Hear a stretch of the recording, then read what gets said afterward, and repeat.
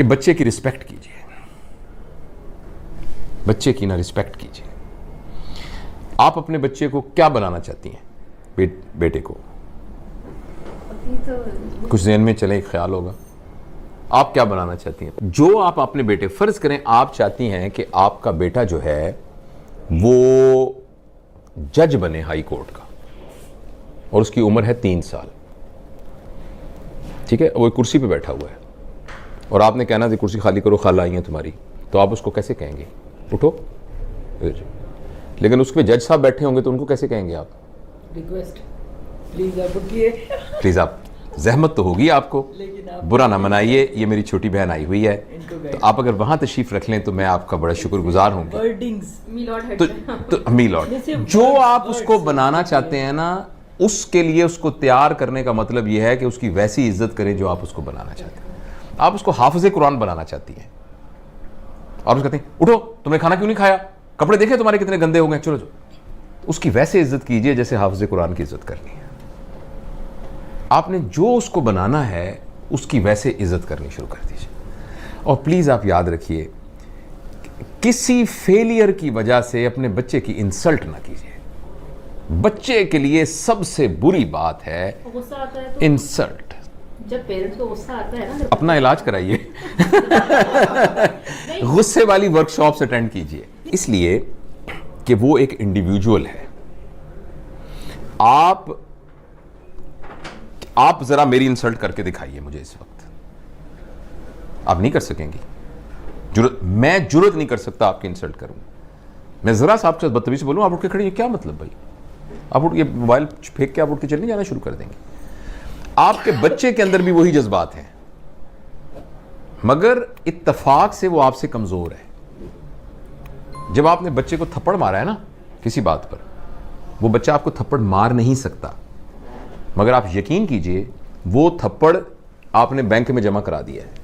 लेकिन सर हमने तो ये सुना है ना कि अगर जैसे उस्ताद डांटता है या जो पेरेंट्स होते हैं वो डांट रहे हैं, या तो वो आपकी बेहतरी के लिए आपके सामने आपको डांट रहे हैं, आपके पीठ पीछे आपको बुरा। लेकिन इससे बेहतरी नहीं हो रही, इसको साइंटिफिक स्टडीज ने बताया है कि इससे बेहतरी नहीं हो रही है। अगर ऐसी होती तो डांटने से बेहतरियां हो जाती।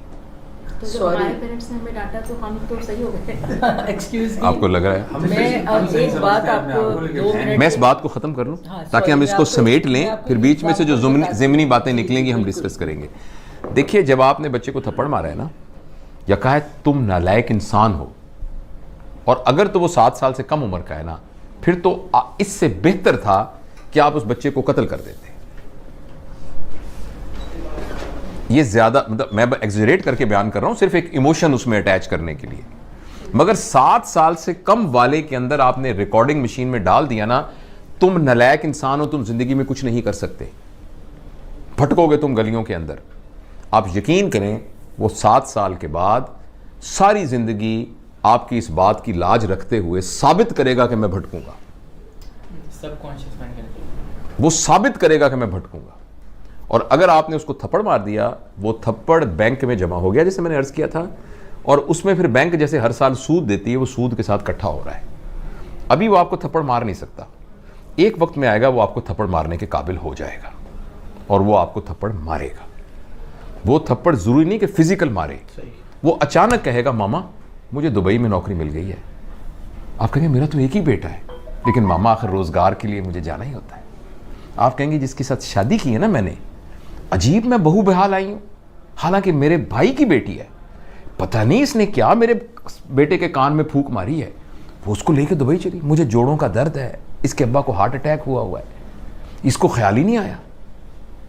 वो थप्पड़ था जो कि सूद के साथ इकट्ठा हुआ है, और वो अब उसने आपके मुंह पे मारा है। इसलिए बच्चा अगर आपके यहां पैदा हो गया है तो वो आपका मेज या आपकी कुर्सी नहीं है, वो आपकी प्रॉपर्टी नहीं है। और कोई भी आदमी, चाहे आपका बेटा है चाहे कुछ भी है, वो इंसल्ट बर्दाश्त नहीं कर सकता।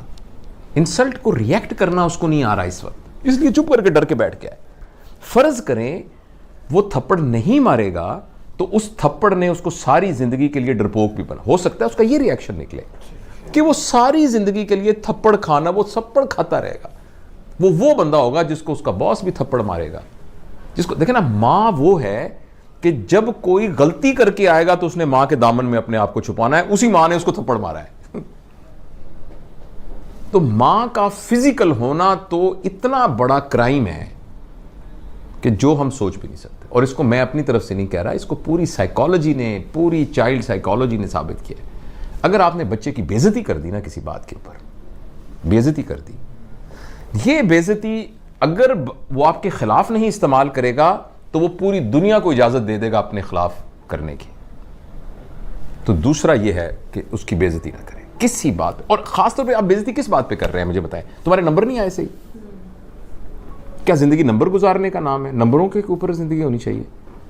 मेरे पास मेडिकल कॉलेज में स्टूडेंट्स आते हैं 1200। मैं पब्लिक मेडिकल कॉलेज का हूं जिसमें मुफ्त, तकरीबन मुफ्त पढ़ाई होती है। तो 80,000 बंदों में से चुन के आते हैं बंदे 3,500, जिसमें से 300 मेरे पास आते हैं। आपके ख्याल में वो क्या बच्चे होते होंगे जो 1200 नंबर लेके आते हैं? और वो पहला इम्तिहान जब होता है ना, हाय अल्लाह हमारा इम्तिहान हो रहा है, हमारी स्टेज हो रही है, कहीं मैं फेल ना हो जाऊं। क्या ये वो बच्चा था 1200 नंबर लेने वाला? नंबरों ने क्या कर दिया उसको? आप सिर्फ इसलिए अपने बच्चे को इज्जत करेंगी या करेंगे कि उसके नंबर आते हैं। और जिंदगी गुजार में नंबर होने की क्या अहमियत है? इतनी सी अहमियत है। तो बेसिकली नंबर लेके हम अपनी ईगो को सेटिस्फाई कर रहे हैं और बच्चे को तबाह कर रहे हैं। वो नंबर ले बड़ी अच्छी बात है, मैं ये नहीं कह रहा कि नहीं नंबर लेने चाहिए, मगर ये नहीं है कि उसकी बेइज्जती करें आप। पूरे पंजाब में 3,500 लोगों को दाखिला मिलेगा, 80,000 अप्लाई करते हैं, 2 लाख ख्वाब देखते हैं इसके। तो उन 3500 के अलावा बाकी सारों की माँ बापों को यह इख्तियार तो नहीं है कि उनकी बेइज्जतियां करनी शुरू कर दें। तो पहला प्रिंसिपल मैंने आपको यह बताया कि 7 साल के लिए आप अपने ऊपर एक पाबंदी लगा दें, ठीक है। दूसरा मैंने आपसे अर्ज किया है कि आप रिस्पेक्ट करें उसकी। जब आप लोगों को डिसरिस्पेक्ट करते हैं ना, तो पता क्या होता है, या तो वो रिटेलिएट करते हैं अगर पावरफुल हो, अगर वो पावरलेस होते हैं तो उनकी सेल्फ इस्टीम और सेल्फ एफिकेसी कम हो जाती है। उनको लगता है मैं गंदा हूं, मुझे लगता है मैं बुरा हूं। मेरे लिए मेरी मां से बड़ी सनद कोई नहीं है जिसको मैं देखकर, आंखों में देखकर फैसला करता था क्या सही है क्या गलत है। उसी मां ने मुझे थप्पड़ मारा है, यानी मेरे ऊपर सबसे बड़ा फतवा लग गया है कि मैं गंदा आदमी हूं, मैं इस काबिल हूं कि मुझे मारा जाए। क्यों भाई? जो मेरे लिए दुनिया की सबसे बड़ी मुकद्दस हस्ती थी, उसने ये फतवा दिया है कि तुम थप्पड़ मारने के काबिल हो। इसका ये मतलब है। बिल्कुल सही बात। तो अब अच्छा, ये तो कहा ना आपने बच्चे, आपने बीच में आपके सवाल का जवाब दे दूं कि जो अब तो ये वक्त गुजर गया, आप क्या करें? अब ये करें कि बच्चे को बुलाएं और बुला के कहें, बेटा अब तक की जिंदगी में तुम्हारी तरबियत के सिलसिले में अगर मुझसे कोई गलती हो गई है तो मुझे माफ कर दो। वो कहेगा मामा आप क्या कर रही हैं?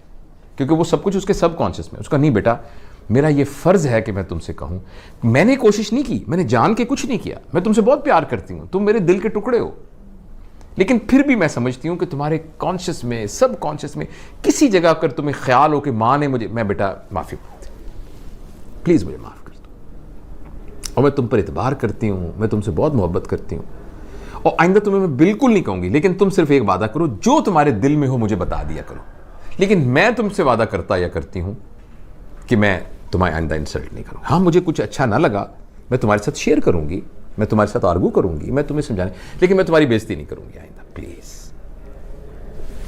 ये तो ये इसका हल है जो बड़े हो गए उनके साथ।